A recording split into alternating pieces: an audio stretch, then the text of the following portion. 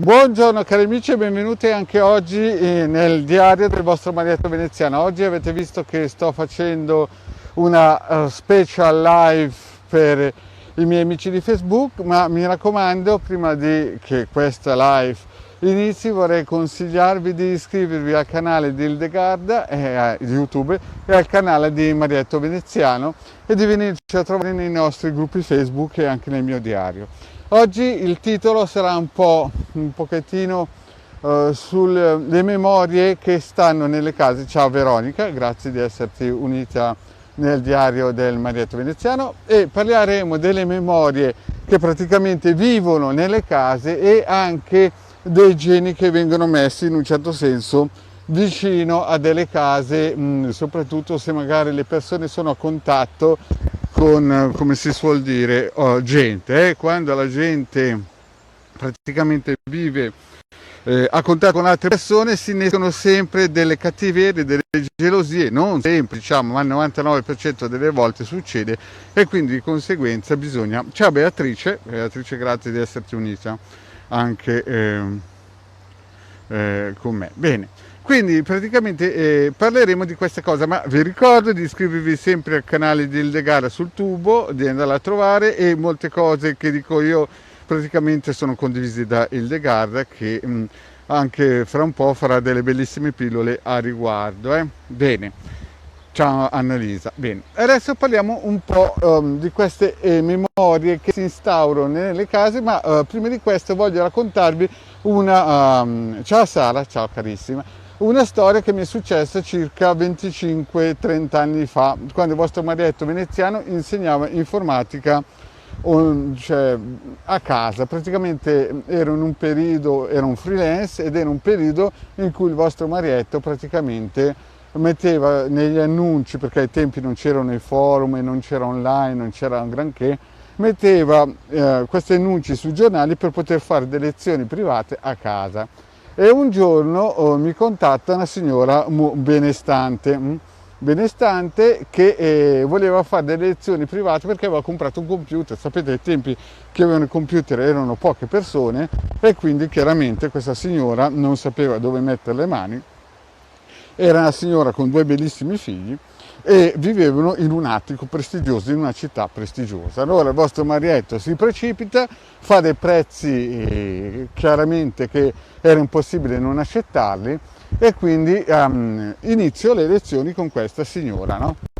Però il racconto inizia un po' prima, quando il Marietto gli danno l'indirizzo, si presenta sotto questo palazzo prestigioso e scende dalla macchina. E sapete, il vostro Marietto gioca per anticipo, io ero arrivato un quarto d'ora prima, scendo dalla macchina, vado verso l'entrata di questa casa e incomincio a sentire che in questo palazzo c'è qualcosa che non va. Ciao Nicoletta, ciao Giulia, grazie di essere con noi. E quindi cosa succede? Succede che il vostro Marietto sente che ci sono delle vibrazioni che proprio non vanno, e se la fa sotto in sintesi, no? Si spaventa e quindi trema, però dice vabbè, il lavoro me lo devo tenere. Infatti io volevo quasi tornare a casa, ma il vostro Marietto dice il lavoro me lo devo tenere perché devo guadagnare. Quindi salgo su l'ascensore, arrivo al 3° piano, guardo il pianerottolo, sento che ci sono delle energie, ciao Angela, delle energie nefaste su questo pianerottolo. Io tremavo, bussavo questa porta in anticipo, questa signora molto gentilmente mi apre e mi dice ma è arrivato in anticipo. Io chiaramente ero sbianco, come se avessi visto un cadavere, entro in questa casa e chiudo la porta e sento che queste energie nefaste erano solo nel pianerottolo di casa, in cui praticamente il corrimano c'erano 2 bastoni di ferro e praticamente sotto c'era uno strapiombo di 3 piani. In questo momento il Marietto, ve lo dico subito, se l'era fatta sotto, avrà avuto 25-30 anni di meno, ma il vostro Marietto sentiva delle presenze nefaste. Ciao Nicoletta e ciao Angela. Sentivo delle energie nefaste in questo pianerottolo. Però era la prima lezione, mi dovevo tenere il cliente, al che sto zitto.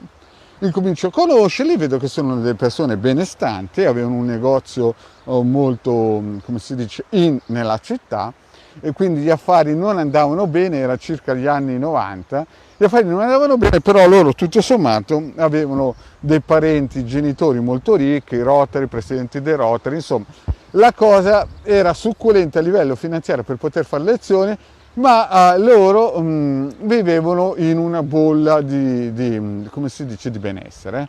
Ciao Mirella, ciao Mattea. E cosa succede? Succede che il vostro Marietto incomincia a fare le lezioni, 1, 2, 3, e ogni volta che stava per uscire da questa casa, arrivato alla porta, che era un appartamento sontuoso, un attico, se la faceva sotto, loro se ne erano accorti, la mamma e la bambina. La bambina doveva andare alle medie, doveva finire l'anno e l'anno dopo avrebbe dovuto iniziare il liceo. E poi c'era questo bambinetto, un altro bambinetto molto simpatico, ciao Barbara e ciao Isabella. Quindi cosa succede? Succede che per questo periodo continuo ad andare avanti a fare le lezioni e loro stanno solamente alla fine della lezione per vedere che io, mentre mi avvicinavo alla porta, tremavo, sbiancavo, quasi collassavo. A un certo punto io glielo ho detto: senta signora, non è che non sono coraggioso, però gli devo dire una cosa, io sono leggermente sensitivo e sento che qui sotto, fuori dalla porta, ci sono delle entità negative. Guardi, mi ascolti me, deve cercare di mettere del plexiglass a questa scala, no? Per il semplice fatto che io sento che qui succederà qualcosa. Ciao Federico. E cosa succede? E ciao Mirella. E cosa succede? Succede che questi qua mi ridono in faccia, sapete, della serie, ma sì, dai, diamogli ragione a questo qui, però non succedeva niente. Io chiaramente ero sempre sulle mie, no? Dovevo guadagnare e via. Alla fine finisce il corso, loro imparano bene a usare a livello elementare il computer e io non ci vado più. Io però ero sempre rimasto basito per questo, come si suol dire, pianerottolo, perché tremavo ogni volta che arrivavo su questo appartamento qua. Tremavo proprio, stavo male, avevo le convulsioni. Quando entravo invece no. Passa il tempo, finiamo queste lezioni.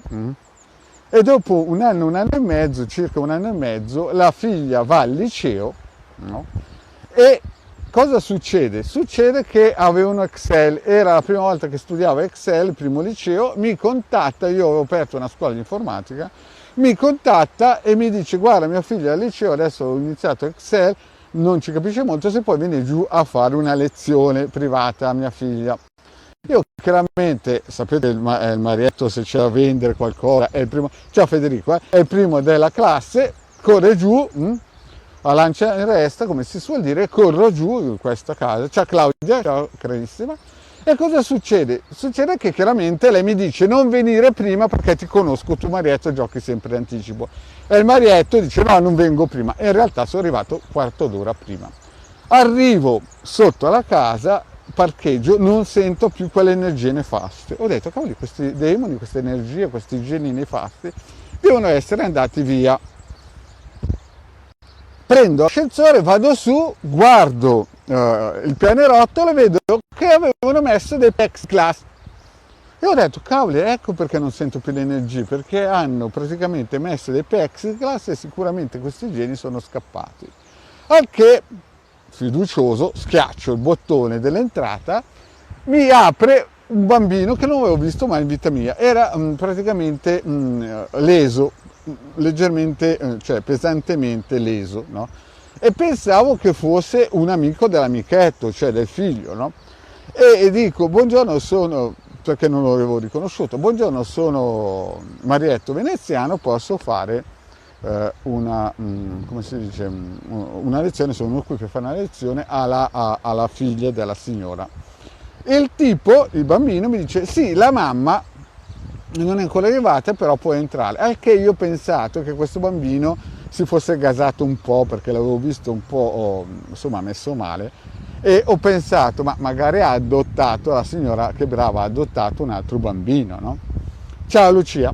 E quindi cosa succede? Io entro, aspetto la signora, appena arriva la signora gli dico: signora, guardi, sono contento che mi ha dato ascolto, perché non sento più queste forze fuori dal pianerottolo e ho visto che ha messo il plexiglass, no?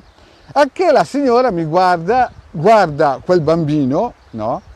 E io nel frattempo gli avevo chiesto dove erano i bambini, la figlia era al liceo che doveva arrivare, gli dovevo fare lezione, e il figlio mi dice è lui, a che io guardo lui ed era totalmente un'altra persona di quello che avevo lasciato un anno e mezzo, 2 anni prima. E cosa succede? Io ho pensato, magari ha capito male la domanda, gliela rifaccio e gli dico, senta signora, ma dov'è suo figlio? È lui. E io dico, ma dove lui? E pensavo che non avesse capito bene la cosa. Al che gli dico, ma signora, c'è qualcosa che non so. E la signora mi ha detto, ma non te l'ha detto mio figlio cosa è successo? Io dico, no, cosa è successo? Sai cosa è successo, mi ha detto, caro Marietto? Il giorno del compleanno di mio figlio, no? Quando stavano per uscire a giocare con tutti i bambini, erano tutti i bambini della città no? Aveva invitato la crème della crème, spingi tu che spingo io, il figlio, no? Ha preso le scarpe, è scivolato fuori dalla casa, è scivolato dal pianerottolo e si è fatto tre piani. Il secondo piano ha picchiato la testa con l'altro pianerottolo, è arrivato giù, lei è corsa giù, ha preso il figlio, se l'è portato all'ospedale e l'ha salvato per miracolo, ma il figlio era leso. E io allora ho capito perché non avevano messo i plexiglass e praticamente. E allora io ho detto, signora, ma si ricorda tempo fa quando venivo e mi prendevate in giro, che io quando uscivo su questo pianerottolo tremavo e avevo le convulsioni? E lei mi ha detto, sì, hai ragione tu Marietto, devo darti ascolto quel tempo lì, ma come al solito non ci ho creduto e via dicendo. Questo perché vi racconto queste storie? Perché alcune volte quando si lavora con il pubblico, come questa famiglia che chiaramente avrà avuto anche molti nemici e molti concorrenti, bisogna sempre stare un pochettino attenti e quindi bisogna sempre difendersi, perché questa famiglia sicuramente era molto materialista. Infatti mi ricordo che parlando con i figli mi diceva ci manca solo lo yacht perché l'aereo, la villa Samores ce l'abbiamo già, insomma non sapevano più quante case avevano e ogni tanto il papà passava sopra l'attico con l'aereo tanto per salutare i figli. Quindi capite, cari amici, che è vero che bisogna avere una materialità, però bisogna avere anche un attimino l'occhio vispo e a capire quando ci sono certe memorie o certi attacchi vibrazionali. Infatti quel ragazzino lì ha dovuto pagare praticamente per il fatto che il papà non era abbastanza sveglio, e anche la mamma quando l'ho avvisata che fuori da quel pianerottolo c'erano delle entità veramente pesanti. Bene, questo chiaramente è un racconto di fantasia, non dovete credere niente a quello che vi dico, però per dirvi che possono esistere queste faccende che Marietto 30 anni fa ha incontrato. Bene, cari amici, io penso di aver detto tutto, quindi l'interesse, cioè la cosa ideale sarebbe sempre, in un certo senso, attivare i circuiti che il vostro Marietto mette con Hildegarden sul canale di Facebook, oppure anche nel sito web del capitano.altavista.org e attivarli. E chiaramente lì ci sono anche, nel mio canale YouTube ci sono delle live dove potete attivare dei circuiti radiostesici e anche una via di mezzo magici radiostesici per l'abbondanza e robe del genere, oppure chiaramente contattare Hildegarda per un consulto e vedere anche di poter fare un rito propiziatorio proprio per evitare queste cose che, se erano prese in anticipo, se Plexiglass l'avrebbe messo prima quando io lo spiegavo il Marietto veneziano, molto probabilmente la cosa sarebbe filata via liscia, e magari se avesse attivato qualche, come si suol dire, circuito, non avrebbe dovuto correre all'ospedale con suo figlio con la testa grande come un melone, come mi ha spiegato. Però purtroppo il Marietto, quando le racconta, sembra sempre l'ultima ruota del carro, e quindi chiaramente non mi hai preso in considerazione. Quella volta, se mi avesse preso in considerazione. Quindi oggi è una prima live special sul mio diario di Face. Se vi piace lasciate un like e qualche commento, così che il vostro Marietto è contento, e mi raccomando iscrivetevi al canale YouTube di Hildegarda Marietto Veneziano e di venirci a trovare chiaramente nei nostri gruppi gloriosi Facebook, dove, ripeto, i migliori iscritti ce li ha Marietto Veneziano e Hildegarda. Bene, cari amici, detto questo, ciao Tiziana, grazie di avermi raggiunto. Detto questo, cari amici, per oggi questa micro live e di questo racconto un po' così che mi è venuto in mente in questi giorni, ne ho tonnellate di racconti di questa qualità qua, però mi è venuto in mente in questi giorni perché con queste memorie che si attaccano alle case, e memorie, posso parlare anche di geni, ho detto raccontiamo questa cosa perché se qualcuno ha dei sentori che in casa c'è qualcosa che non va, è meglio che corra subito ai ripari piuttosto che poi correre dal medico. Bene, cari amici, detto questo penso di aver finito. Grazie Tiziana della buona domenica, e il vostro Marietto vi saluta. Grazie cari amici e alla prossima, e mi raccomando seguitemi sempre nel canale YouTube e anche nel diario di Facebook. Grazie cari amici e alla prossima, ciao.